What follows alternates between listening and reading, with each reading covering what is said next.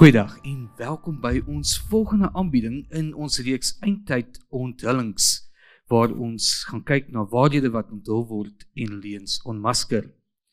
Nou weet jy van u nie, ons het in ons vorige episode waarin ons geluister het, gekyk na 'n beeld wat ontdek is, 'n beeld wat oorgedroom is en hoe Daniël dit geopenbaar het. Ons het ontdek dat die koninkryke presies voorspel was en dat elkeen op die regte tyd gekom het. Maar, vanwaar of jy ook al luister, as jy ingeskakel is op radio, of as jy luister na die video-opname, welkom en geniet die aanbieding saam met ons. Nou, net voordat ek gaan ons spreker voorstel, onthou, as jy enige vrae het, of as daar enige iets is wat jy graag meer oor wil weet, dan kan u gerus ons kontak by 060-248-1172, 060-248-1172, dis ons WhatsApp nommer, of gaan na ons webtuise toe, awrafrikaans.org, en daar kan u vrae ook instuur. En onthou, die vrae wat ontvang word direk na Eben die Jager toegestuur, en hy sal dit antwoord, en ons kan terugstuur aan u ook. Maar sonder om enige tyd dan verder te verspil, kom ons verwelkom Eben die Jager vanaand. Eben, jou eerste een was indrukwekkend. Nou kom jy met die tweede ene, en jy kan ons bietjie verder invat in meer profesie in. Wat kan ons verwag met hierdie lesing? Profesie is een van die unieke aspekte van God. God het die vermoë om die toekoms te kan bepaal uit die hede uit alreeds. Hy verklaar wat in die toekoms gaan gebeur, en in die eerste studie van Daniël 2 sien mens dan dat God geprofeteer het, of dan nou vertel het deur Daniël, hoe die een nasie die volgende nasie gaan opvolg, en profesie groei dan ook die een op die volgende, veral wanneer dit gaan oor tydprofesie. En daarom in die studie wat ons vanaand gaan doen, gaan ons sien hoe Daniël 7 bou op die basis wat Daniël 2 dan gelê het. En dis eintlik 'n metode waarin die Here vir ons wys en die versekering gee. Hy ken die toekoms, en daarom kan ons volle vertroue in hom plaas. Nou, net as jy meer inligting wil hê, of verder wil studeer op hierdie onderwerp, daar is 'n boekie geskryf deur die spreker, genoem Karnivoriese Koninkryke, en dit is waaroor hy vanaand gaan gesels. En soos wat hy al voorheen genoem het, onthou nie alles wat hy deel is in die boekie nie, en nie alles wat in die boekie is, deel hy nie. So jy wil definitief die boekie kry, en ek het nou self eerstens ondervinding gehad, toe ek iets gaan opsoek het, en ek stuur vir my boodskap, en ek sê, ek soek gou iets, en toe onthou ek, maak hier die boekie. En toe kan ek vinnig gaan navorsing doen, en daar die inligting kry. Waar kan jy die boekie bestel? Gaan na learnprophecy.com, en daar kan jy of hierdie boekie bestel, saam met ander wat hy ook al geskryf het. Maar net 'n paar vrae na die vorige aanbieding, paar dinge wat uitgestaan het, wat ons graag oor wil weet. Daar was spesifieke datums genoem gewees, oor wanneer die koninkryke gestig was, wanneer dit geval het. Spesifiek met Kores was daar 'n spesifieke datum gegee. Maar hoe kan ons weet dat hierdie die regte datums is, en hoe is dit, nou, dink ek hoe kan sê, hoe is dit uitgewerk, om op daai datum te kom?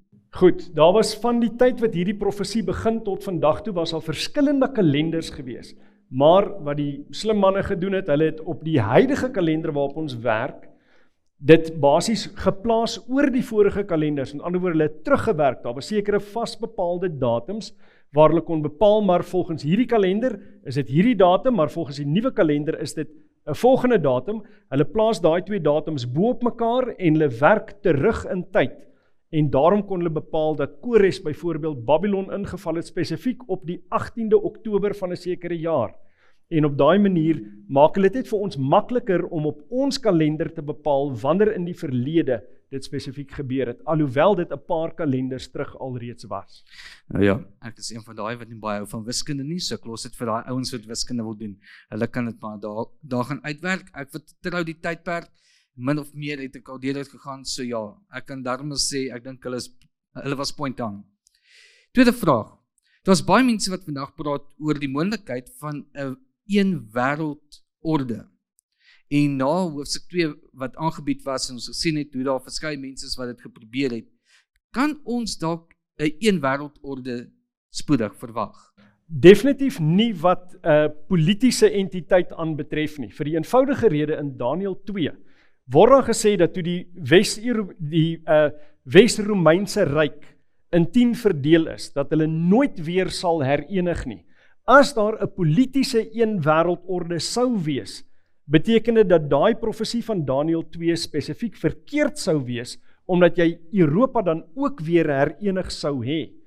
Dit gaan nie gebeur nie, maar waar jy wel 'n tipe van 'n een wêreldorde het, is in die mag wat agter die politiese mag sit. Ook in vanaand se lesing gaan ons sien hoe daar dikwels 'n mag is wat agter die mag is wat jy kan sien. Iemand wat hulle dryf, iemand wat daai aktiwiteite wat hulle by betrokke is, wat dit motiveer. So ja, daar is 'n mate van koördinering agter die skerms, maar dit gaan definitief nooit in 'n enkel politiese wêreldwye stelsel manifesteer nie. Ons laaste vraag. Hoe kan ons weet dat Daniël 2 se profesie regtig waar is en dat dit nie net iets is wat nog in die toekoms sal gebeur nie? Goed. Daar is sommige mense, nie baie nie, maar wat beweer dat Daniël 2 spreek van ietsie wat nog in die verre toekoms lê. Dit is net eenvoudig nie moontlik nie vir die eenvoudige rede.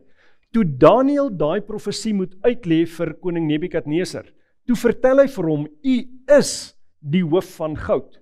Met ander woorde, u is die koning van die eerste moondheid of die eerste koninkryk wat genoem word in hierdie volgorde. En daai koninkryk is opgevolg direk deur 'n volgende wat hulle die Babiloniese mag vernietig het.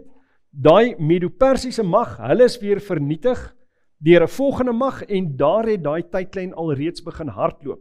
Ons is wel binne die groter tydlyn wat ons kry in Daniël 2, maar ons is baie naby aan die einde daarvan, net voordat die rots wat op die ouende die koninkryk van God verteenwoordig, net voordat hy die voete tref en daai beeld vernietig. Nou, omdat daai metale verwys na spesifieke koninkryke, verwys dit ook uit die aard van die saak na spesifieke tydperke. En die tydperk waarin ons leef, is die tydperk van die voete van yster en klei. Met ander woorde, die volledige profesie kan nie in die toekoms lê nie. Die oorgrootte gros van daai profesie is in die verlede. Inteendeel, in terme van Daniël 2 is daar nog net een gebeure wat in die toekoms lê. En dit is basies die wederkoms van Jesus Christus. Daar is hy. Nou net vir ons gehoor en vir die wat ook later sal inskakel en ook luister en hou, jy kan jou vrae instuur, jy kan dit deurgee en ons sal dan vir Eben gee dat hy dit vir ons kan antwoord en ons wil graag van julle af ook hoor. Hoe om dit te doen? Jy kan dit of hier vir ons skryf van die gehoor af op 'n stukkie papier en inhandig of stuur 'n WhatsApp na 060-248-1172 en ons sal daardie vrae dan kry en dit dan vir Eben deurgee. As ons dit nie hier doen nie, sal hy dit definitief antwoord op 'n private manier en ons stuur dit dan net weer terug aan. En ons sal ons beste doen om soveel as moontlik van die vrae deur te werk. Maar dit is dan al van my af, Eben, sterkte met jou aanbieding. Dankie. Goed, vanaand se aanbieding het die titel Karnivoriese Koninkryke. Nou, dit klink miskien na 'n vreemde term, vreemde titel vir 'n aanbieding, maar ek glo jy sal teen die einde van hierdie lesing verstaan waarom daai titel gekies is. Vanaand fokus ons op Daniël hoofstuk 7. Nou, net voordat ons by Daniël 7 uitkom, net so vinnige terugblik na 'n aspek wat ons na gekyk het in Daniël 2. En die aanhaling kom eintlik uit Jesaja hoofstuk 46 vers 9 en 10. Dit sê, dink aan die dinge wat tevore was, van ouds af, dat ek God is en daar is geen ander nie. Ek is God en daar is niemand soos ek nie, wat van die begin af verkondig die einde en van die voortyd af, wat nog nie gebeur het nie, wat sê my raad sal bestaan en al wat my behaag, sal ek doen. Wat sê God is 'n unieke eienskap van hom. Hy's die enigste een wat betroubaar vir jou kan vertel wat in die toekoms gaan gebeur. Die mense het al hoeveel keer probeer om te vertel wat in die toekoms gaan gebeur, en soms as dit nou gaan oor een of ander onbenullige ding soos rugby, ek meen, jy het amper 50% kans om reg te wees. So dis nou nie iets noemenswaardig nie. Maar God verklaar die toekoms wat oor baie lang tye span en nie gemanipuleer word nie. 'n Mens kan miskien nog sê, maar ek glo dit of dat gaan gebeur en hulle forceer dit om so uit te werk, maar net binne hulle eie leeftyd. Of miskien binne 'n week of 'n maand in die toekoms in. Maar God verklaar die toekoms oor letterlik millennia. En dit is iets wat nie manipuleerbaar is nie en wat geen ander sogenaamde God kan doen nie. Net God kan dit doen. Dis 'n unieke eienskap van hom. So, wat Daniël 2 aanbetref, was dit baie duidelik. Die kop van goud van die beeld in Daniël 2 was die Babyloniese ryk. Die bors van silwer was die Mede en Persiese ryk. Die lendene van koper, dit was die Griekse ryk. Die bene van yster was die Romeinse ryk. En dan die voete van yster en klei. Onthou, dit het dieselfde metaal in, ook yster, maar dis ook gemeng met klei. En dit verwys dan spesifiek na die verdeelde Romeinse ryk, maar nie net die verdeelde Romeinse ryk nie.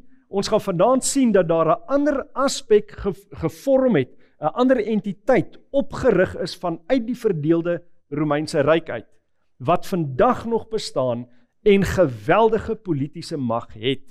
So, ons kan begin kyk na die konsep van progressiewe openbaring, want wat ons vanaand gaan na kyk, bou op dit wat ons alreeds gesien het in Daniël hoofstuk 2. Nou daar's 'n progressie in die profesieë wat in die boek van Daniël aangetref is. En Daniël 7 verskaf meer besonderhede as wat Daniël 2 vir ons gegee het, wat ons daar teëgekom het. En die profesie in Daniël 7 fokus dan op die laaste deel van Daniël 2 se profesie, veral wat die voete van yster en klei aanbetref. Maar Daniël 7 gebruik nie dieselfde beelde nie. Die beeld wat ons gekry het, die metafoor wat gebruik is, was spesifiek metale wat die een op die ander volg in terme van daai beeld. In hierdie spesifieke profesie is dit nie metale nie, dis diere. Almal van hulle karnivoriese diere. Hulle vreet vleis as 'n beeld van hoe hulle militêre mag gebruik, die een nasie om die volgende te verower. So, kom ons duik in die teks in en ons begin met Daniël 7 vers 1 tot 3. In die eerste jaar van Belsasar, die koning van Babel, het Daniël 'n droomgesig gesien en gesigte van sy hoof op sy bed. Toe het hy die droom opgeskrywe en die hoofsaak vertel. Daniël het gespreek en gesê, ek het in die nag in my gesig gesien en kyk, die 4 winde van die hemel het die groot see in beroering gebring. En 4 groot diere het uit die see opgeklim, die een verskillend van die ander. Nou hier kry ons spesifieke terme waarna hy verwys, byvoorbeeld die winde, die see en die diere, wat ons nie net kan duimsuig wat dit beteken nie. Wanneer mens die Bybel konsekwent wil interpreteer, moet jy toelaat dat die Bybel homself interpreteer. Dat die Bybel vir jou vertel, wat is 'n wind? Wat is die see? En wat is 'n dier? So kom ons kyk wat die Bybel vir ons daaroor leer, want hierdie 3 profetiese simbole is van kardinale belang om te verstaan wat hier gebeur. Nou die eerste kry ons in Jeremia 49 vers 36 en 37 waar dit sê, en ek sal 4 winde uit die 4 hoeke van die hemel oor Elam aanbring, en sal hulle na al hierdie windstreke verstrooi. En daar sal geen nasie wees, waar die verjaagdes van Elam nie sal kom nie. En ek sal Elam verskrik voor hulle vyande en voor die wat hulle lewe soek, en ek sal onheil oor hulle bring, die gloed van my toorn, spreek die Here. En ek sal die swaard agter hulle aanstuur, totdat ek hulle vernietig het. So volgens hierdie beskrywing in die Ou Testament, waarvan is die wind 'n beeld? Dis 'n beeld van konflik en oorlog. Met ander woorde, daar gaan geweldpleging wees, maar nou, dis die eerste beeld, dis die winde. Ons het 'n oorlog wat gaan plaasvind onder wat die Bybel dan term as die see. So wat is die see? Openbaring 17 vers 15 gee ons die volgende aanduiding. Hy sê vir hulle, die waters wat jy gesien het, waar die hoer op sit, is volke en menigtes en nasies en tale. So binne die profetiese konteks van die Bybel is 'n groot massa van water 'n beeld van mense, nasies, tale en volke. So die see as 'n groot massa van water beteken dan dat daai oorloop, die winde, gaan 'n effek hê op mense en tussen hulle gaan daar dan diere opstaan. Maar wat is daai diere? Die Bybel moet vir ons verduidelik. Nou net 'n paar verse verder in Daniël 7 verklaar hy homself en is altyd 'n goeie ding om wanneer jy profetiese teks lees, toe te laat dat die onmiddellike profetiese teks eers vir jou 'n verklaring gee en wanneer die onmiddellike hoofstuk nie vir jou die verklaring gee nie, dan kan jy na ander Bybeldele gaan. So hier kry ons die verduideliking uit Daniël 7 self. Hy sê, so het hy gesê, die 4de dier, die 4de koninkryk sal op die aarde wees, wat verskil van al die koninkryke en die hele aarde sal verslind, en dit sal vertrap en dit verbrysel. So die winde, oorlog tussen die see, die mense, volke, nasies, tale, sal veroorsaak dat daar verskillende koninkryke na vore kom deur die loop van die geskiedenis. Nou hoe kom ons by hierdie konklusie? Deur die Bybel toe te laat om homself te interpreteer, so ons is verseker ons interpretasie is korrek. Nou, die wind is dan 'n oorlog, die see, volke, menigtes, nasies en tale en diere, veral in hierdie hoofstuk, is dan 'n beeld van koninkryke. Nou, Daniël 7 vers 4 sê dan, die eerste, verwysend na daai dier, was soos 'n leeu en het vlerke van 'n arend gehad. Nou, 'n gevlerkte leeu was 'n simbool van Babylon. Hoe weet ons dit? As ons byvoorbeeld gaan kyk in die Metropolitaanse Museum in New York, dan sien ons in die Babylon uitstalling so 'n beeld, nou daai kop met daai hoed en die baard en die hare, dit is nou tipies van wat hulle noem 'n Lamassu beeld, wat nou eie was aan die Babyloniese era. En dan sien jy, daai is 'n gevlerkte leeu. Nou nie net is dit 'n bewys van daai koneksie tussen die gevlerkte leeu en Babylon spesifiek nie, maar ook as jy gaan kyk na die Ishtar-hek wat gebou is deur Nebukadneser II in 575 voor Christus, dan sien jy op daai ingang na die stad Babylon was daar dan ook hierdie gevlerkte leeu uitgebeeld. Tot vandag toe sien mens dikwels gevlerkte leeu's wat eintlik 'n oorblyfsel is van die konsep wat sy oorsprong gehad het tydens die Assiriese tydperk en die Babyloniese tydperk, maar in hierdie konteks is dit 'n direkte verwysing na die koninkryk van Babylon. Met ander woorde, in Daniël 2 was die kop van goud 'n beeld van Babylon, maar in hierdie profesie is dit die gevlerkte leeu, so ons het 'n parallel. Hierdie twee profesieë begin in dieselfde tydperk, dit begin met dieselfde koninkryk, die Babyloniese koninkryk.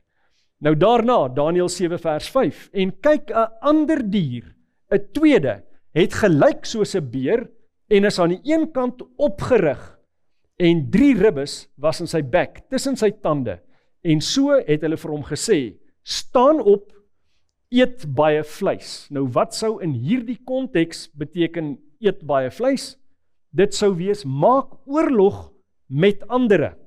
Nou, in hierdie geval word hierdie nasie beskryf spesifiek as 'n beer wat opgerig is in die een kant. Hy staan hoër aan die een kant as aan die ander. Nou, hierdie is eintlik dan 'n beeld van die Perse wat sterker was as die Meders en tog met hulle saamgewerk het. So, die Perse is die een wat hoër opgerig is as die Meders, maar hulle het nie met mekaar beklei nie. Hulle het saamgewerk om ander nasies te verower. En hulle het dan in 3 primêre militêre aanslae, het hulle dan nou die basies bekende wêreld van daardie tyd in hulle omgewing, het hulle dan verslaan. Eerstens noordwes in die tyd van, of in die rigting van Lidië, daarna suidwes in die rigting van Egipte, en daarna weswaarts in die rigting van Babylon. En dit is wat verteenwoordig word deur daai 3 ribbes in die bek van daai beer. So deur hierdie beelde te gebruik, gee die Bybel eintlik vir ons geweldig baie inligting en detail van wat in die toekoms sou gebeur, relatief van wanneer hierdie spesifieke profesie bekend gemaak is. So, Ons sien daai bors en arms van silwer van Daniël 2, dit kom 100% ooreen met hierdie beer met 3 ribbes in sy bek. Dan sê die Bybel vir ons in Daniël 7 vers 6, daarna het ek gesien en kyk, daar was 'n ander een soos 'n luiperd en dit het 4 vlerke van 'n voël op sy rug gehad. Ook het die dier 4 koppe gehad en aan hom is heerskappy gegee. Nou ons kry iets baie vreemd hierso. Onder normale omstandighede het 'n luiperd nie 4 koppe nie. Enigiemand wat 'n 4 kop luiperd al gesien het? Nee, so hier is iets baie vreemd in hierdie verduideliking. Uit die aard van die saak, 'n dier is 'n koninkryk, soos wat ons al 2 keer gesien het, maar hier het ons iets anders. Iets het hier gebeur wat half nie die normale is nie. Hier het ons 'n koninkryk met 4 koppe, so waarna kan dit dan verwys? Nou as ons gaan kyk na wat Benjamin Wheeler geskryf het in sy boek Alexander the Great, dan beskryf hy vir ons die volgende. Hy sê, maar elkeen sprekend van die 12 generaals wat onder Alexander die Grote gedien het, dat hulle eintlik met mekaar begin beklei het. Hy sê, maar elkeen het die swaard teen die ander geslyp, en die ryk het in 'n wirwar van stryd en slagting ondergegaan, met die einde van die eeu, en die uitkoms van die slag van Ipsus, het dit homself in 4 goed vasgestelde domeine verdeel. Syrië en Babylonië onder Seleucus, dit was een van die hoofgeneraals, Egipte onder Ptolemeus, Tragië en Klein-Asië onder Lysimachus, en Macedonië en Griekeland onder Cassander. So die 12 generaals het met mekaar begin beklei, en soos wat die een die ander een verower, het daar op die ouende 4 oorgebly.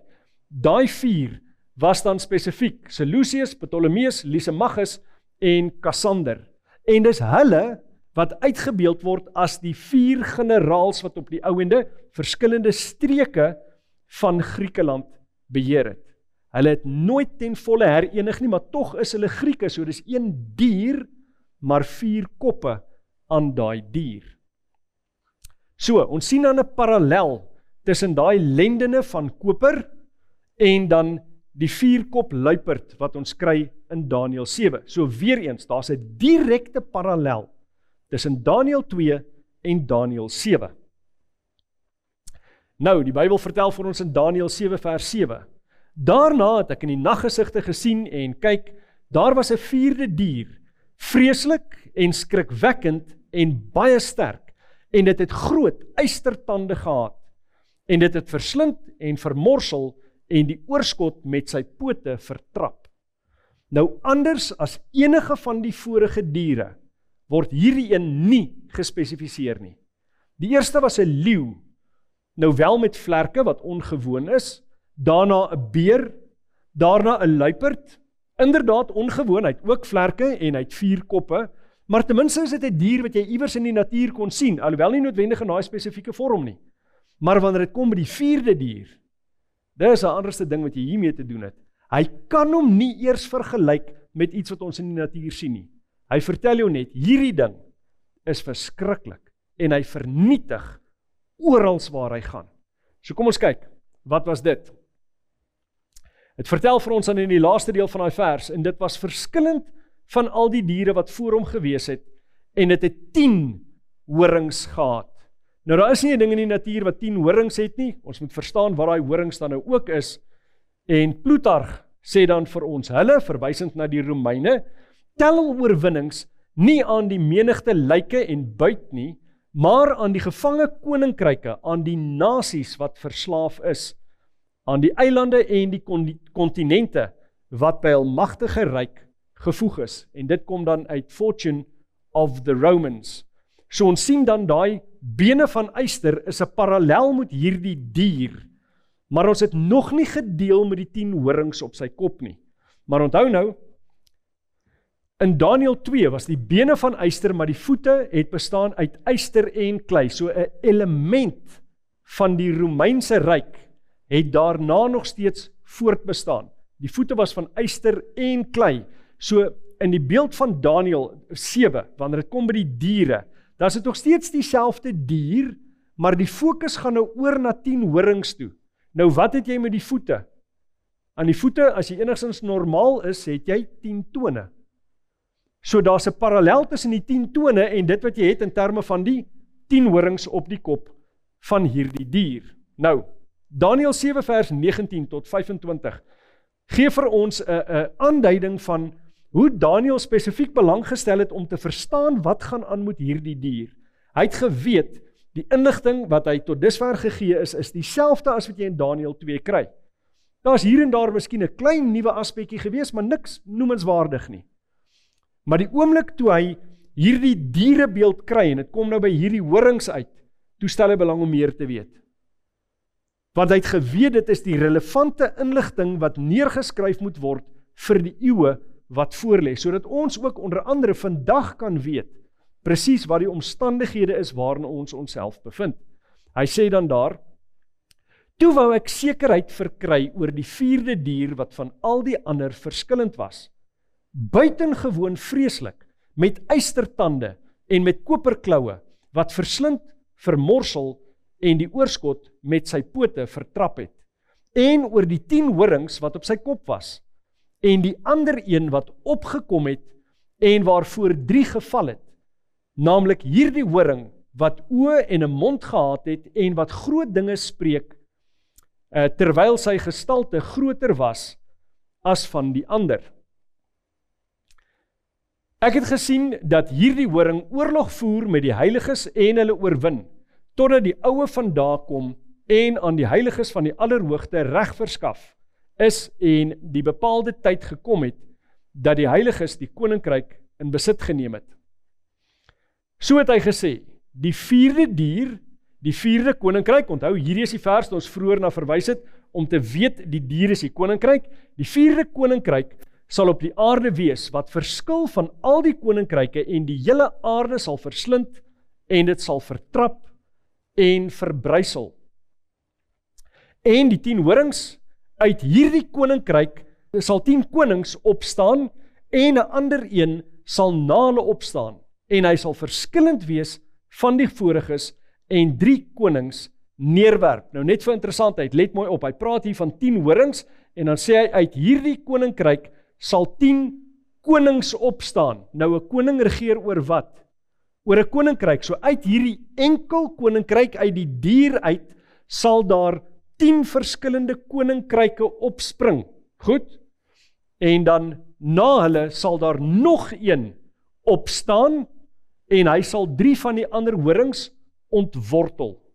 So, vers 25 sê dan, en hy sal woorde spreek teen die Allerhoogste en die heiliges van die Allerhoogste mishandel, en hy sal probeer om tye en wette verander, en hulle sal in sy hand oorgegee word, gedurende 'n tyd, en tye, en die helfte van tyd. Nou hierdie paar verse, vanaf vers 19 tot vers 25, is gelaai met inligting, en hierdie verse gee vir ons genoeg inligting om duidelik, en sonder enige twyfel te kan identifiseer wie daai klein horingkie is, wat tussen die ander opstaan. So, ons moet gaan kyk, ons het dan 'n parallel tussen die voete van yster en klei, en dan spesifiek die horings op hierdie laaste dier, op die 4de van die diere, en dan ook daai klein horingkie wat tussen hulle opstaan. Nou, daar was 10 eienskappe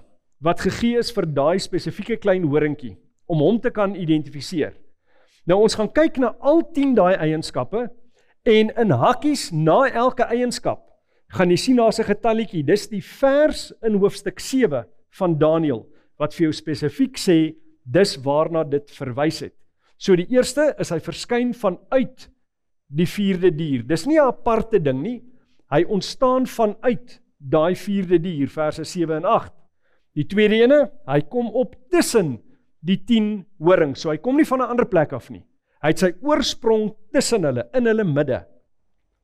Die derde ene, hy kom op na die 10 horings, so hy's nie een van hulle nie, hy vestig eers na die tyd. Dan nommer 4, hy is totaal anders as die 10 horings. Nommer 5, hy werp 3 horings neer. Dan nommer 6, hy is groter in statuur as die ander wat voor hom gekom het. Hy spreek woorde teen die Allerhoogste. Nou, Hierdie gaan oor titels ensovoorts wat hy homself toeëien. Ons sal binnekort kyk na die besonderhede daarvan. Nommer 8, hy mishandel die heiliges. Met ander woorde, hy gaan gelowiges vervolg. En dan nommer 9, hy probeer tye en wet verander. Let op, hy probeer.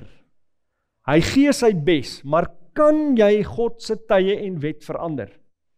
Maak nie saak wie of wat jy is nie, God se tye en wet kan nie verander nie. God self sal dit nie verander nie. En geen ander mag het die reg om dit te doen nie.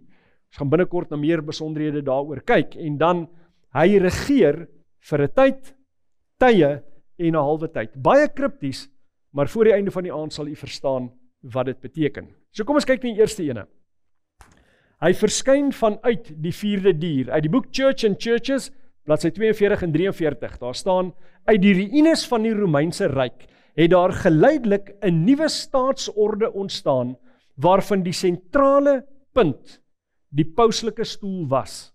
Met ander woorde, die pausdom het ontstaan vanuit hierdie 4de dier. Volgende aspek, hy kom op tussen die 10 horings. Onder die Romeinse ryk het die pause geen wêreldlike mag gehad nie, maar toe die Romeinse ryk verbrokkel het en sy plek deur 'n aantal ruwe, barbaarse koninkryke ingeneem is, het die Rooms-Katolieke Kerk nie net onafhanklik van die state in godsdienstige sake geword nie, maar ook sekulêre sake oorheers. Dit kom uit die boek The Papacy and World Affairs. Die Rooms-Katolieke Kerk is anderste as enige ander kerk, want dit is ook op dieselfde tyd 'n politieke mag, soos wat ons ook in 'n later lesing gaan sien. Die derde aspek, hy kom op na die 10 horings. Uit Thomas Hobbes se bekende boek Leviathan, hy skryf, as iemand die oorsprong van hierdie groot kerklike heerskappy oorweeg, sal hy maklik besef dat die pausdom niks anders is as die gees van die afgestorwe Romeinse ryk nie, wat gekroon op die graf daarvan sit. In 'n latere lesing sal ons sien, spesifiek hoe die paus sekere titels wat eie was aan die Romeinse keiser oorgeneem het. Die titels wat hulle gehad het nou titels van die paus geword. Hoe kan dit gebeur? Net as hy eintlik 'n uitvloeisel was van die afgestorwe Romeinse ryk. Ons sien dan die 4de punt, hy is totaal anders as die 10 horings. Weer uit Church and Churches, ons het die eerste gedeelte gelees, uit die ruïnes van die Romeinse ryk, het geleidelik 'n nuwe staatsorde ontstaan, waarvan die sentrale punt die pauslike stoel was. Maar let nou op, daarom het onvermydelik 'n posisie ontstaan wat nie net nuut was nie, maar ook baie anders as die vorige een. Hier het jy nou iets totaal en al anders as wat jy in enige van die ander koninkryke gehad het. Iemand wat mag het in terme van godsdiens en politiek en wat daai twee met mekaar vermeng om sekere dinge te doen, soos wat ons ook binnekort gaan sien.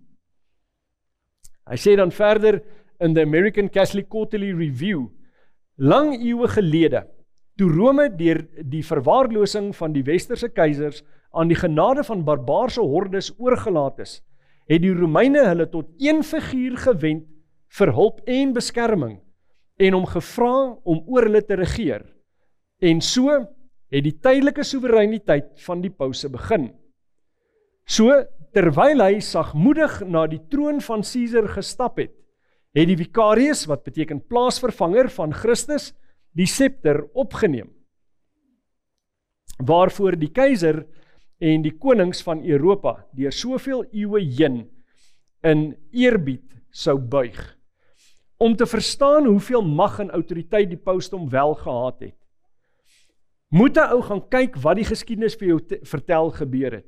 In vele gevalle kon 'n koning nie sy koninkryk opneem, hy kon nie die troon bestyg, tensy die paus nie goedkeuring gegee het en hom kom kroon het nie. Daar is sekere gevalle in die geskiedenis, waar 'n koning, voordat hy die troon kon bestyg, toe hy nou koning word, buite in die sneeu, kaalvoet moes staan en wag, totdat die paus gesê het, nou het jy lank genoeg 'n bietjie moeilikheid verduur daar buite, koue verduur, nou kan jy inkom, nou sal ek jou kroon as koning. Met ander woorde, wie het werklik die oppergesag, die koning of die paus? Sonder enige twyfel die paus. En daarom het die paus ook by geleentheid konings se weermagte gebruik om sy vyande te beklei. Hy het nie sy eie weermag nie, hy gebruik onderhorige koninkryke dan. Nou, nommer 5, hy werp 3 konings neer. Nou 3 nasies of koninkryke wat verteenwoordig word deur daai horings is uitgewis op bevel van die pausdom deur die militêre mag van nasies wat onderhorig is aan die pausdom. Nou, as ons gaan kyk na die 10 dele waarin die Wes-Romeinse ryk gebreek het, dan sien ons dit was die Allemane, die Lombarde, die Anglo-Sakse, die Oosgote, die Bourgondiërs, die Suevi, die Franke, die Vandale, die Heruli en die Wesgote. Meeste van hulle, 7 van die 10, kan ons vandag nog identifiseer. Kom ons gaan kyk na hulle. Die Allemane is vandag die Duitsers. Die Lombarde is die Italianers. Die Anglo-Sakse is die Engelse. Die Bourgondiërs is die Switsers. Die Suevi is die Portugese. Die Franke is die Franse en die Wesgote is die Spanjaarde.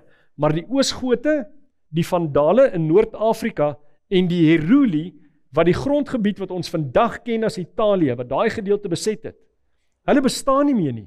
Hulle is totaal en al uitgewis. Hulle het uitgesterf. Daar's niks van hulle oor nie. Hoe dit gebeur? As ons gaan kyk na die geskiedenis, dan sien ons die Heruli is vernietig teen 493 na Christus. Hoe? Nie deur die paus se weermag nie, want hy het nie 'n weermag nie.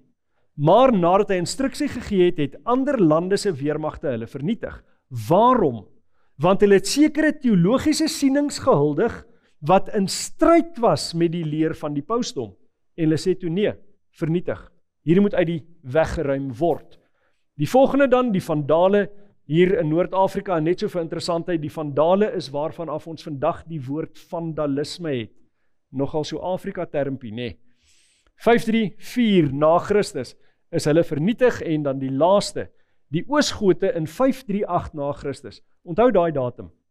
538 na Christus. Toes die finale vyhandige koninkryk in daai verdeelde ryk is vernietig. Deur daai klein horingkie wat nou in mag begin opstaan het. So. Die 6de eienskap, hy's groter in statuur as die ander 10. Nou die grondgebied onderhorig aan die pausdom was groter as die van die Romeinse ryk en het feitelik die hele bekende wêreld beslaan. En onthou, die pausdom bestaan vandag nog. Hoe wyd is hulle invloed? Kan iemand byvoorbeeld vandag in Amerika tot president verkies word as hy nie die steun van Rooms-Katolieke het nie? Nee. Hulle is net eenvoudig 'n te groot stemblok in die VSA. En veral in plekke soos byvoorbeeld Suid-Amerika. Dis primêr Rooms-Katoliek.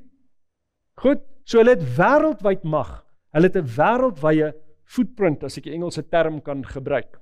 So, in sommige gevalle is konings aangestel in hul eie koninkryke eers nadat die paus sy goedkeuring gegee het, wat al klaar vertel dat in daai tyd hy alreeds daai autoriteit gehad het in verskeie koninkryke. Nou, in Most Holy Council sê dit, ons bepaal dat die heilige apostoliese stoel en die Rooms-Katolieke paus die primaat oor die hele wêreld beklee. Nou kyk, die tyd toe hierdie spesifieke verklaring gemaak is, kan 'n ou duidelik sien, hulle is eien vir hulle self daai autoriteit toe, en hoe dit in die Rooms-Katolieke stelsel werk. As daar 'n verklaring gemaak word deur 'n paus, dan sê hulle dis onfeilbaar. En dit bly staan. Daar's hier en daar 'n geval waar daar later 'n aspek herroep sou word, maar wat hierdie eienskap aan betref is dit nooit herroep nie. So hulle glo dis nog steeds dit wat staan. Hulle sê ons behoort nog steeds die primêre primaatskap te hê oor die hele aarde. Met ander woorde, alle lande is veronderstel om onderhorig te wees aan ons. Alhoewel dit nie op hierdie stadium realiteit is nie, is die invloed van die Rooms-Katolieke Kerk besig om te groei, soos ons ook in 'n later lesing wel gaan sien. By die konsilie van Trent sê hulle, alle wêreldlike mag is syne. Die heerskappy, jurisdiksie en regering van die hele aarde is syne deur goddelike reg. Alle heersers van die aarde is sy onderdane en moet hulle aan hom onderwerp. So hulle sê, die oppermag in die wêreld is nie die konings van verskillende lande nie, dis die paus wat mag het oor al daai konings en hulle koninkryke. Dan die 7de aspek, hy spreek woorde teen die Allerhoogste. Nou hier moet ons duidelik verstaan, die paus is die personifikasie van die pausdom. As jy die paus sien, hy verteenwoordig dit waaroor hy heerskappy het, en spesifiek is dit dan nou die pausdom, maar in die breë trekke dan die hele aarde. Maar hy sê dan alle temporele mag vestig in hom as 'n individu. Daarom het die klein horingkie oë soos 'n mens, onthou daai beskrywing van die klein horingkie gaan opkom en hy het oë soos 'n mens, pausdom word verteenwoordig deur 'n individu, oë soos 'n mens, en dan sê dit ook, hy spreek namens die pausdom, maar hy gaan groot dinge spreek teen die Allerhoogste. Nou, waarna verwys dit? Dit verwys na godslastering, maar wat presies is godslastering? Is dit net om die Here se naam uitelik te gebruik? Nee, ons moet ons definisies bou uit die Bybel uit. En die Bybel gee 2 definisies vir godslastering. Kom ons gaan kyk wat dit is. Die eerste kry ons in Johannes hoofstuk 10. Ons lees vers 30 en vers 33. Jesus kom en hy sê, ek en die Vader is een. Wat beteken hy sê, ek is ook God. En wat doen die Jode? Die Jode antwoord hom en sê, dit is nie oor 'n goeie werk dat ons u stenig nie, maar oor godslastering. So hulle sê, om te sê dat hy God is om te godslaster. Hy sê, en omdat u wat 'n mens is, u self God maak. So as 'n mens sê, ek is God, dan is dit godslastering. Waarom was dit nie godslastering toe Jesus het sê nie? Want inderdaad was hy God, maar God in die vlees. Maar as enige iemand anders as Jesus dit sê, dan is dit godslaster. Goed? So, wanneer 'n mens beweer dat hy God is dit godslaster. Dan Lukas 5 vers 21 en 22 sê, en toe hy hulle geloof sien, sê hy vir hom, mens, jou sondes is jou vergewe. En die skrifgeleerdes en die fariseërs het begin redeneer en sê, wie is hy wat so godslasterlik praat? Wie kan sondes vergewe behalwe God alleen? So die tweede Bybelse definisie vir godslaster is as 'n mens sê, ek vergewe jou sondes. In hierdie geval, hulle sê Jesus het gelaster teen God. Maar het hy? Nee, hy kon sondes vergewe. Waarom? Want hy is God in die vlees. In die begin was die woord en die woord was by God en die woord was God. Goed? Alles is geskape deur hom en niks wat ontstaan het ontstaan sonder dat dit nie deur hom ontstaan het nie. Dis Johannes 1 vers 1 tot 3 se kruks. Dan vers 14.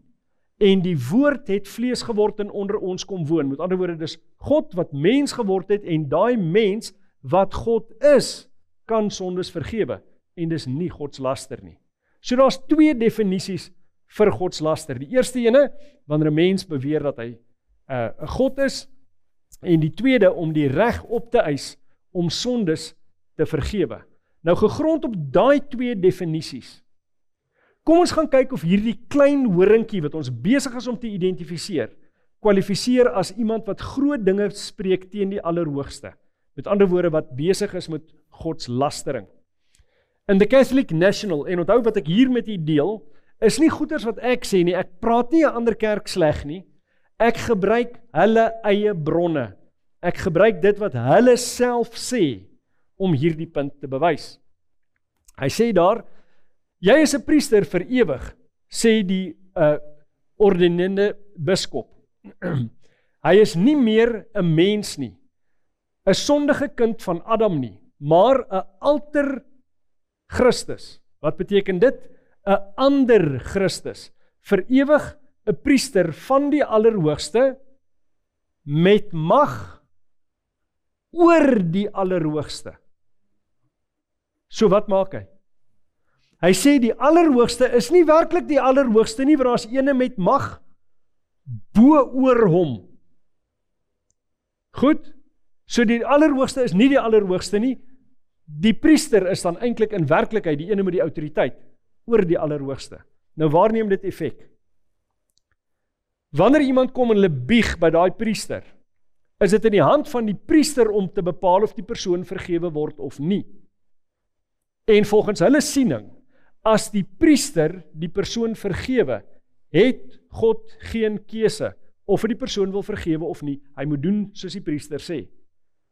Maar as die priester weier om die persoon te vergewe, dan kan God ook nie die persoon vergewe nie.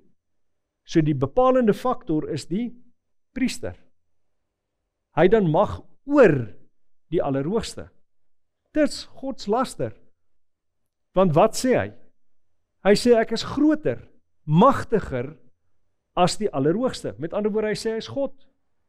Maar hy sê dit nog duideliker. Kyk na hierdie geval. Catholic National, Julie 1895, hy sê, die paus is nie net die verteenwoordiger van Jesus Christus nie, hy is Jesus Christus self, verborge onder die sluier van vlees. Met ander woorde, hy sê, soos wat Jesus Christus 'n mens op aarde was en tog God was, dit is wat die paus is. Jesus Christus op aarde. Dan, die Catholic Encyclopedia sê, die regterlike gesag sal selfs die mag insluit om sondes te vergewe. Met ander woorde, dit is die reg van die paus en die pausdom deur sy priesters om mense hulle sonde te vergewe. Dit's Gods laster. Met ander woorde, dit wat hulle beoefen is fisies Gods lastering.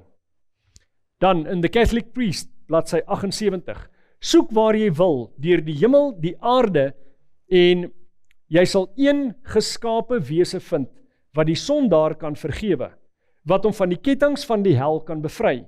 Daardie buitengewone wese is die priester, die Rooms-Katolieke priester.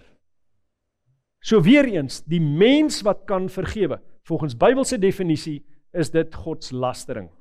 Dan, in Rome as it is, en hierdie is 'n verwysing na 'n spesifieke skrywe wat die paus uitgegee het. Hy sê, gegee in Rome vanuit ons paleis, die 10de Februarie 1817, die 14de jurisdiksie van die allerheiligste paus en Vader in Christus en ons Here, ons God, die paus. So hy noem in soveel woorde, en onthou, hy het hierdie uitgereik. So hy verwys na homself as wat? Hy verwys na homself as God.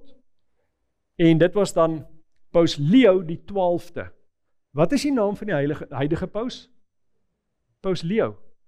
Waarom kies 'n paus 'n sekere naam? Net omdat hy daarvan hou? Nee, hy kies 'n sekere naam om aan te dui hoe hy gaan regeer. Nou as daar niemand was wat sy regeringstyl van tevore gehad het, dan kies hy 'n nuwe naam. Nuwe name is so skaars soos hoendertande, hulle kies dit nie. Somstyds 'n kombinasie van ander pause, soos Paus Johannes Paulus, want daar was Paus Johannese gewees en daar was Paus Paulusse gewees, maar Paus Johannes Paulus het eienskappe in sy regering van die vorige Paus Johannes en van die vorige Paus Paulus. So hy meng regeringstyl. Maar in hierdie geval, die huidige paus, Paus Leo, hy sê, ek regeer soos die vorige Leo's. En hierdie is een van die dinge wat een van die vorige Leo's gedoen het. Wat beteken, die aanduiding is daar, dat hy gaan op 'n stadium kom, wat hy gaan sê, maar ek is God op aarde, ek skryf voor, ek maak wet, ek wysig wet. En as jy nie doen wat ek sê nie, dan moet jy sterf. Dit klink miskien nou ver gesog, maar woon die volgende lesings by, en ek sal dit vir uit die skrif uitwys, en uit die geskiedenis uitwys, hoe dit al reeds begin figureer. So, in the great encyclical letters of Pope Leo XIII, hy sê daar, ons beklee op hierdie aarde die plek van God die Almagtige, en hierdie is Paus Leo die 13de. Watter paus is nou in die Vatikaan? Paus Leo die 14de. So sy direkte voorsaat in terme van regeringstyl is hierdie spesifieke paus. Ons gaan later 'n bietjie weer in detail na hom kyk in 'n volgende lesing. So, die 8ste eienskap, Hy mishandel die heiliges. Nou geen ander instansie in die geskiedenis van die mensdom het soveel mense tereggestel soos die pausdom nie, en hiervan verwys ek spesifiek in terme van godsdiens. Goed? Want hulle het mense wat gelowig was, wat die Bybel na verwys as heiliges, as saints, het hulle vervolg. So dis nie ongelowige mense nie. Dis nie 'n kwessie van jy val 'n ander land in om hulle te kerste nie. Dis die vervolging van mense wat gelowig is. En waarom word hulle vervolg? Omdat hulle nie wil aanbid soos wat die Rooms-Katolieke stelsel vir hulle voorskryf nie. So, in die Directory of the Inquisitors, onthou weer eens, dis een van hulle eie bronne, sê dit, hy is 'n ketter wat nie glo wat die Romeinse hiërargie leer nie. 'n Ketter verdien die pyn van vuur, volgens die evangelie, die kanons, die burgerlike reg en gebruik, moet ketters verbrand word. Let mooi op, volgens die evangelie. Wag 'n bietjie, watter evangelie is dit? Matteus, Markus, Lukas, Johannes? Enige so instruksie? Verseker nie. So waar kom hulle hier aan? Dis 'n verdraaiing van dit wat die evangelies vertel, van dit wat die Bybel leer. En tog sê hulle, as jy 'n ketter is, dan het hulle die reg om jou te verbrand. En dis presies wat in die geskiedenis gebeur het. As ons kyk in die Public Ecclesiastical, dan sê dit, die kerk mag volgens goddelike reg die eiendom van ketters konfiskeer, hulle gevange neem en hulle tot die vlamme veroordeel. In ons tyd behoort die reg om die strengste strawwe, selfs die dood, op te lê aan die kerk. Met ander woorde, die kerk het volgens hulle die reg om iemand die doodstraf toe te dien, as hulle dan kwalifiseer as 'n ketter. So, hulle sê dan verder, daar is geen groter oortreding as kettery nie. Daarom moet dit uitgeroei word. Is dit belangrik om te weet wat kettery beteken? Want onthou, hulle sê, dis die grootste oortreding, daar's geen groter oortreding nie. Met ander woorde, moord, kindermolestering, verkrachting, is nie so erg soos kettery nie, volgens die kerk. Wat is kettery? Ons moet gaan kyk, wat beteken dit? Nou, kettery is afgelei van die woord heresy, dis die Afrikaanse weergawe daarvan. Dit kom van die Griekse woord heresis, wat beteken a choice, to choose. Wat dit beteken is letterlik om vir jouself te besluit wat jy glo. So hulle sê, om vir jouself te besluit wat jy glo, is erger as moord, verkrachting, kindermolestering of enigiets anders, en as jy vir jouself besluit wat jy glo, het ons die reg om jou te verbrand, en hulle het dit gedoen, op gereelde basis in die geskiedenis. Dis waarom daar soveel protestante, wat opgestaan het en gesê het, nee, ons gaan nie glo volgens die Rooms-Katolieke sisteem nie. Ons gaan glo wat ons in die Bybel sien, waarvan ons in ons harte oortuig is, dit die waarheid is. Ons gaan dit doen, en toe word hulle op die brandstapel verbrand. Groot gros van die hervormers, Martin Luther was gelukkig dat hy nie ook daai selfde lot op die ouene teëgekom het nie. So, in terme van Suid-Afrika, daar sien julle bekende gedeelte in Suid-Afrika, wat herdenk hoe die Franse hugenote Suid-Afrika toe gekom het. Nou, duisende mense het uit Europa gevlug na ander wêrelddele as gevolg van godsdienstige vervolging wat spesifiek in Europa plaasgevind het.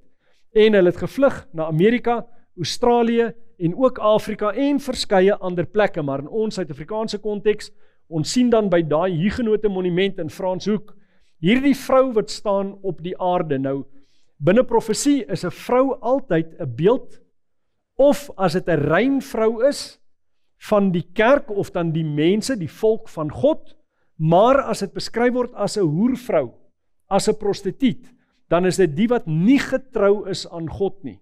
In hierdie geval, uit die klere wat sy dra ensovoorts, dis 'n rein vrou, sy staan op die aarde, en as ons van 'n bietjie nader gaan beskou, dan sien ons, in die een hand hou sy die Bybel, wat is in die ander hand?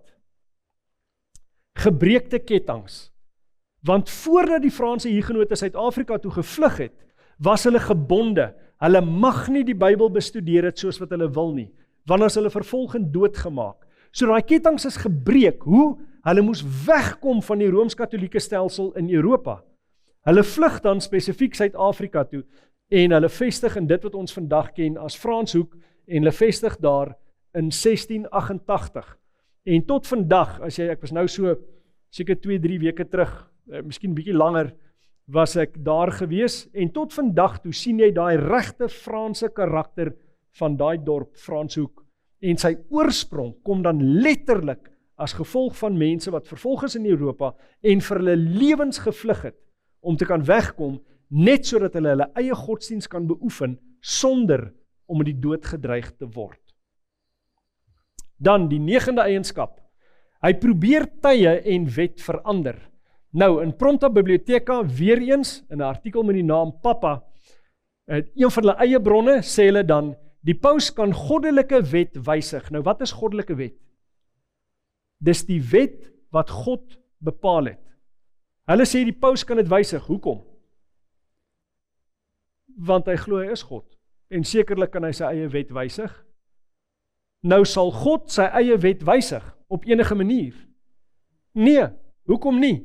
Want die Bybel leer vir ons, God is gister, vandag en tot in alle ewigheid dieselfde. Hy maak nie foute nie. So hoekom moet hy sy wet wysig? Daar is nie fout in sy wet nie. Maar nou kom hulle en hulle wil daai wet begin wysig.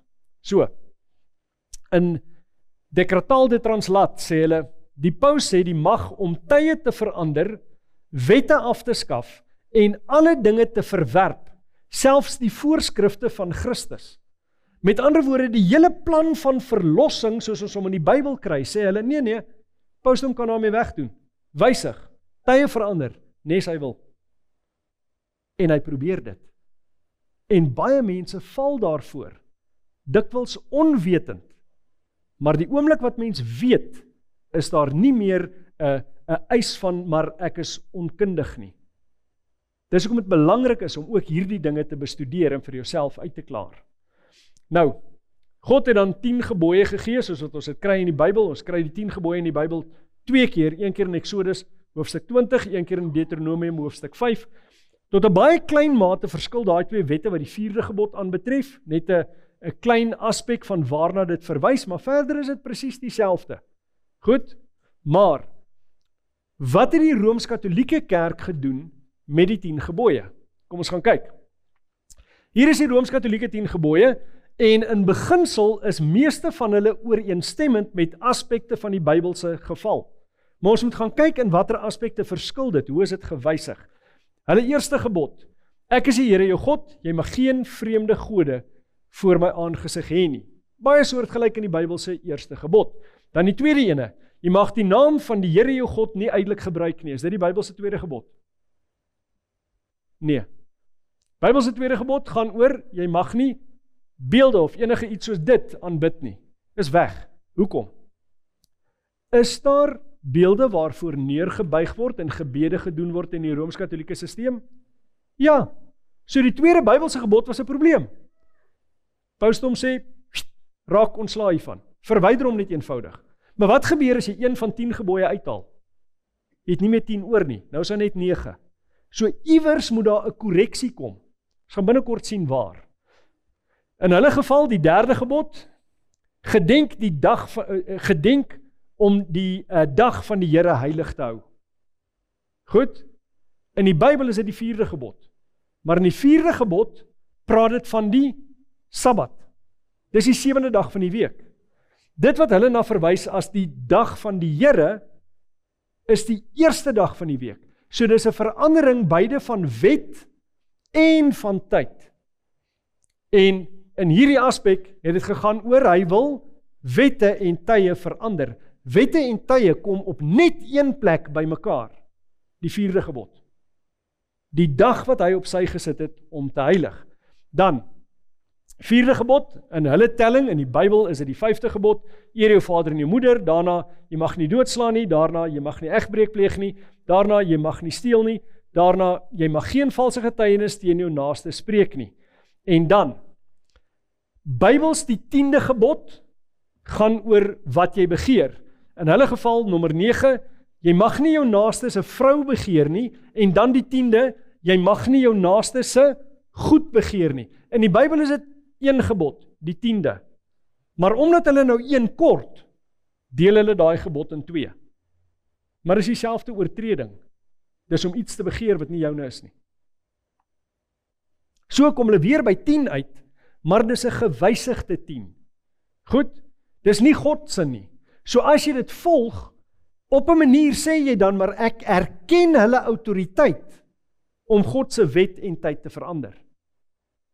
Dan word jy gehoorsaam aan 'n mag wat sê, maar ek het die reg om dit wat God verklaar het, te wysig. En dis hoogs problematies.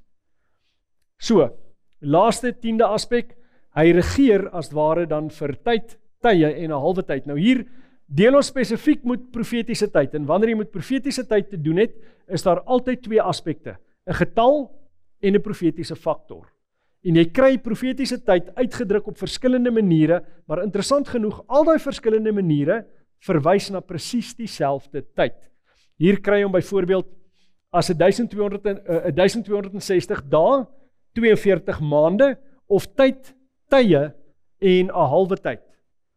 Hierdie 3 verwys na presies dieselfde tydperk. So, ons gaan bietjie daarna kyk, die dagjaar beginsel. Hierdie is nie letterlike dae, letterlike jare, of dan nou letterlike tye nie, tye moet na iets verwys. Waarna verwys dit? Ons sien die beginsel van die dagjaar in Esegiel 4 vers 4 tot 6. Dit sê, gaan lê ook op jou linkerkant en sit daarop die ongeregtigheid van die huis van Israel. Volgens die getal van dae dat jy daarop lê, moet jy hulle ongeregtigheid dra. En ek lê jou die jare van hulle ongeregtigheid op, volgens die getal dae, 390 dae, dat jy die ongeregtigheid van die huis van Israel moet dra. Vers 6. En as jy met hierdie dae klaar is, moet jy vir 'n tweede keer op jou regterkant gaan lê en die ongeregtigheid van die huis van Juda dra. 40 dae lank, vir elke jaar, lê ek jou 1 dag op. Hy moes vir hoeveel dae op sy regterkant lê? Vir 40 dae, maar dit is verwysend na wat? Na 40 jaar, die dag-jaar beginsel. In profesie gaan God 'n dag gebruik, maar die dag verwys na 'n tydperk van 'n jaar.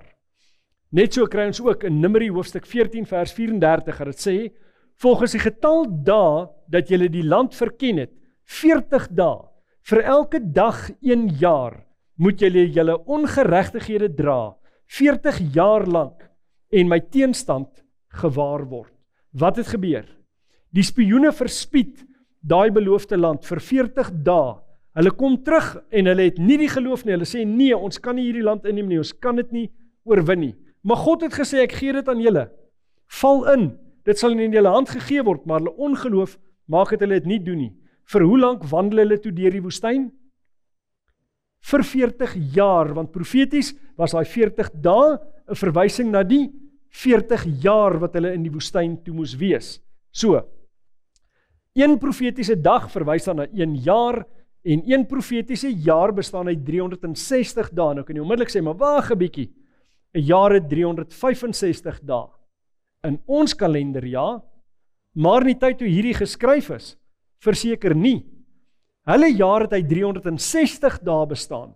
So ons moet bereken volgens die tyd wat die teks geskrywe is. So 1 jaar bestaan uit 360 dae, met ander woorde 360 dae verwys dan na 360 jaar. So 1 profetiese jaar verwys na 360 jaar. Nou, wat tyd dan betref, tyd is 'n verwysing na 1 jaar, met ander woorde 360 dae. Tye, as hy nie gespesifiseerde getal voor hom het nie, is dit net 'n duplisering. Met ander woorde, dan is dit 2 jaar. 2 jare is dan 720 dae, en 'n halwe tyd is 6 maande. 6 maande is dan 180 dae, as jy hulle bymekaar tel, kom jy by 1260 dae. Maar nou is dit profeties, so dit verwys na hoeveel jaar? 1260 jaar. Kan mense gewys jy 'n ding manipuleer vir 1260 jaar? Nee, want jy leef nie naaste my so lank nie. So dis onmanipuleerbaar, hierdie tyd waarna verwys word.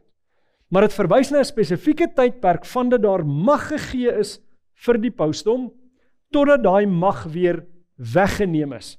En ons moet gaan kyk waarna dit dan verwys. So die 1260 dae is dieselfde as 42 maande, wanneer jy hom uitwerk, en dit is dan dieselfde as 3,5 jare profeties gesproke. So, Belisarius, 'n generaal van die Oos-Romeinse ryk, bevry Rome van die Oosgote in 538 na Christus. Onthou jy daai datum? Die laaste van die 3 horings wat ontwortel is, die laaste van die nasies wat vernietig is, die Oosgote, in daardie jaar, hulle die Rooms-Katolieke stelsel teengestaan.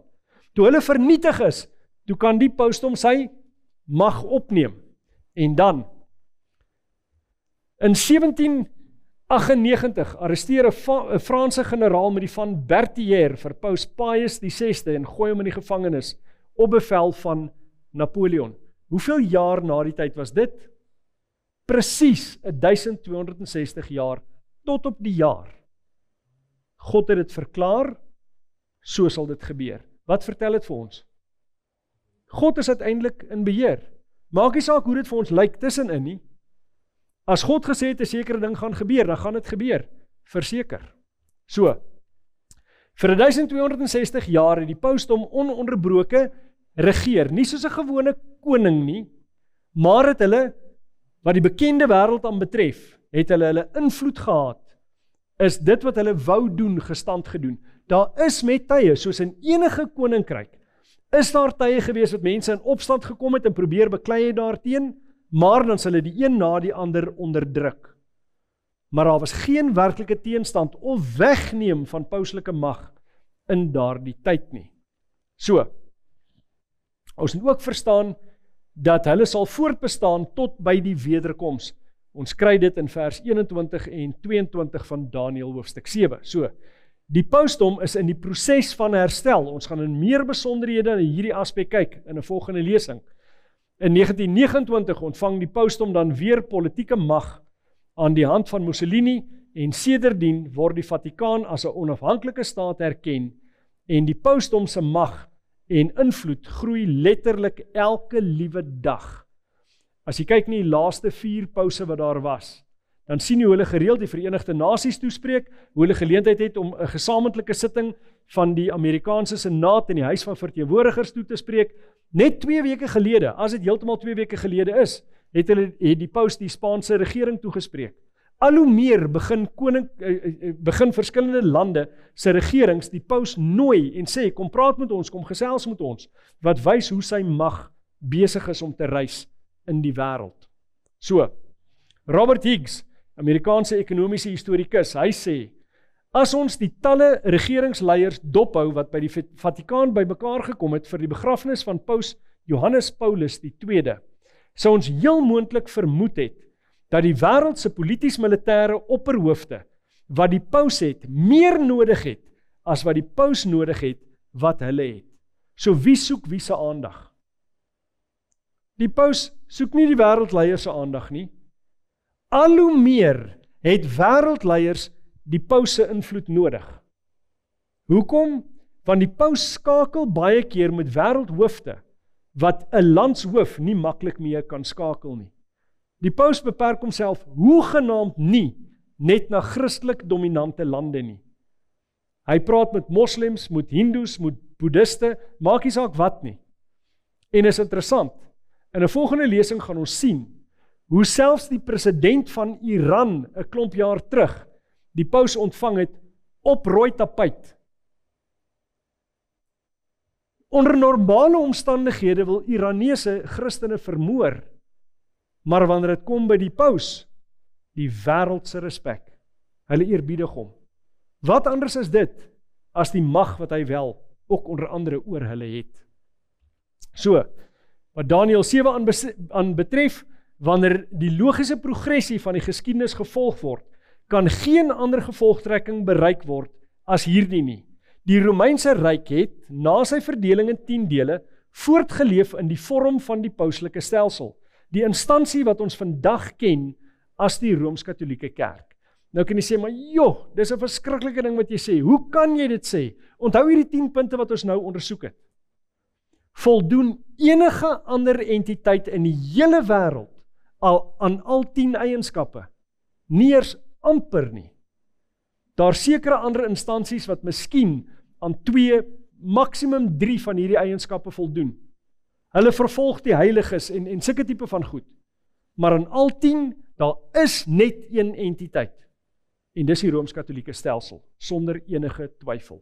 So, die 4de dier van Daniël 7 verteenwoordig dan Rome in sy imperiale, sy verdeelde en sy pauslike vorm wat eintlik uitgebeeld word dan spesifiek deur daai horings waarvan sekeres ontwortel is en die klein horing dan opgestaan het. So, Daniël 7 vers 26 en 27 sê, maar die gereg sal sit en hulle sal hom die heerskappy ontneem om dit vergoed te verdelg en te vernietig. Dan word die koningskap en die heerskappy en die grootheid van die koninkryke onder die ganse hemel gegee aan die volk van die heiliges en die Allerhoogste. Met ander woorde, hierso kry ons 'n troos. Die onreg wat gedoen was, wat gedoen word en wat gedoen gaan word deur hierdie mag, sal wel gewreek word deur God. Daai mag sal ook tot 'n einde kom in die einde. Maar die teks gaan verder, hy sê, hulle koninkryk, dis nou hierdie mag wat op die ou ende gaan oorneem, né? Hy sê, hulle koninkryk is 'n ewige koninkryk en al die heerskappye sal hulle vereer en gehoorsaam wees. Dit is parallel aan dit wat jy in Daniël 2 het, aan daai klip wat die beeld aan sy voete tref en alles in stukke laat spat. Daai rots wat die beeld op sy voete tref, hy vul dan die hele aarde, 'n verwysing na die ewige koninkryk van God. In hierdie geval presies dieselfde. Hierdie dierestelsel sal tot 'n einde kom deur die vestiging van die koninkryk van God wat vir ewig sal bestaan. So, hierdie een aspek van hierdie profesie lê nog in die toekoms. Dis iets wat nog moet gebeur. Wat beteken ons lewe vandag in profetiese tye? En daarom is dit belangrik, laat ons nie net bly by wat die Ou Testament vir ons vertel gaan gebeur nie. Onthou, die boek Openbaring bou op die beelde van die Ou Testament. Baie mense sê, maar weet jy wat, die boek Openbaring kan nie verstaan word nie. Dis inherent 'n onverstaanbare boek. Nou waarom noem hulle die boek Openbaring? Wat beteken openbaring? Dit beteken 'n ontsluiering, om die sluier te lig, om dit duidelik te maak. Nou kom mense en sê, maar ek wil nie eens Openbaring lees nie, niemand kan dit verstaan nie. Mense verstaan nie Openbaring nie, omdat hulle nie die Ou Testament ken nie. Hoekom sê ek dit? Die boek Openbaring bestaan uit 404 verse. 278 van daai verse is of gedeeltelike aanhalings uit die Ou Testament uit, of veral allusies na beelde, simbole, wat gevestig is in die Ou Testament. As jy nie die Ou Testament ordentlik ken en verstaan, die beelde wat daarin gevestig is nie, het jy geen kans om die boek Openbaring te verstaan nie. Van môre aand af gaan ons spesifiek in die boek Openbaring indelf. En dan gaan jy sien hoe hierdie beelde, spesifiek van Daniël 7, vir jou aspekte van Openbaring, soos byvoorbeeld Openbaring 12 en Openbaring 13, baie eenvoudig verklaarbaar maak. So, môre aand kyk ons dan na 'n lesing met die naam Gediertes van die Apokalips. Ons gaan spesifiek kyk na Openbaring hoofstuk 13. Daar gaan ons 2 diere kry. Die een dier staan op by die see, die ander dier staan op by die aarde. Hulle is verwant aan mekaar. Die een gee vir die volgende sy mag, maar hy self trek sy mag van 'n ander entiteit af, wat geïdentifiseer word eintlik in Openbaring hoofstuk 12. Moenie daai lesing misloop nie. As vandag jy 'n paar nuwe dinge geleer het, is daar môre 'n gros dinge wat jy gaan raak sien. En Openbaring gaan net so vir jou begin oopvou. Moet dit nie misloop nie. Kom ons buig die hoofde, dan sluit ons af met gebed. Heilige Vader, ons is dankbaar vir die wonder van u woord. Dat ons die woord kan bestudeer en wanneer ons skrif met skrif vergelyk, dit regtig nie moeilik is om die profetiese beelde veral van die boek Daniël te verstaan nie. Here, en ons is dankbaar dat u ons so lief het, dat u vir ons hierdie waarskuwing gee. 'n Waarskuwing wat vir ons vertel van magte wat heers in die tyd waarin ons lewe. En dit wat hulle wil doen, hoe hulle die wet wil verander, hoe hulle die tye wil verander, en hoe daar 'n aanslag gaan wees op gelowiges wat vir hulle self wil kies wat om te glo, gegrond op die Bybel en die Bybel alleen. Op mense wat besluit ons gaan tradisie verwerp. Ons kan nie tradisie gebruik as die basis van ons geloof nie. Ons gebruik net die Bybel en die Bybel alleen. Maar Here, ons weet ook daar is baie misleiding, veral in die Christelike opset. Daarom vra ons dat U ons verder sal lei. In Jesus naam alleen. Amen.